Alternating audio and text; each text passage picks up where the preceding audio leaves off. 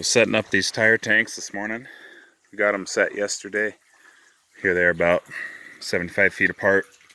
Nice protected area here, out of the wind for the most part, unless it's the east wind. So I just have the cement in here, got the valve put in. Trying out these Apex valves. They're supposed to be good for up to like 170 psi, which we're gonna need later for this project. But thought I'd try them out here. They're, you know, a bob valve's $30, and you put a brass float rod on it, and you're up to $40, $50 by the time you buy the ball. This comes with a stainless steel float rod and a ball. Now for this tank, I did something different. What I did here was I just welded a piece of chain onto a bolt and used the D ring, because I can't put the float ball under that arm. There's no room because of these drink holes. My water level's pretty low, so this, it has way more pressure than this. I just got this valve just barely on, just trying to get some water over the cement here without washing it out. And what I do for the shutoffs, I weld a nut onto the end of the shutoff rod there. You can see that. And then I just build these T-handles with a 15/16 socket. And so everything we've got, you just use this handy tool and you turn them on. And I know conventionally a lot of guys will not put a shutoff stop and drain under a tank.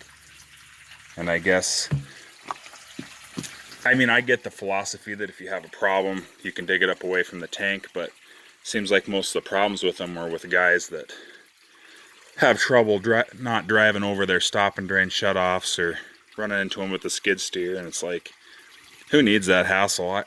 The only time I've ever dug one of these up for an issue is when I just installed a tank and I put the stop and drain on backwards, and when I turned the water pressure on, it was peeing out the stop and drain while the valve was shut off. So that's the only trouble I've ever had with putting one under a tank. And I'd rather not deal with them out here and there, and you're in the snow and you can't see them, and this is just so much simpler for me. But we went ahead and had some old chunks of cement we put in front of the drink holes. And this one I've already got some water in it here.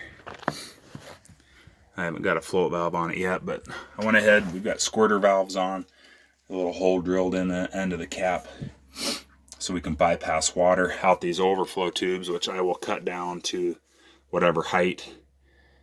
Probably about this far below the lip. So got that yet to do. I'm going to put a drape in here in this drinker hole lid that will go around either inner tube or conveyor belt to keep the wind from blowing through. And that'll pretty well winterize these tanks. You know, put a plywood ring on top to cover the top. But that's the way I like to do it. Works pretty well. And the nice thing about using just straight Portland cement for the centers is if you do have an issue, that stuff bars out pretty easily without the rock in it. You know, conventional Satcrete. Satcrete's hard to bar out. Portland cement is brittle enough you can bar it out, and if you ever did have it crack, throw a little bentonite on top of it, it'll seal right up. So I think that's about it. We'll see how they are when they get fill up and when we get them into use this winter. So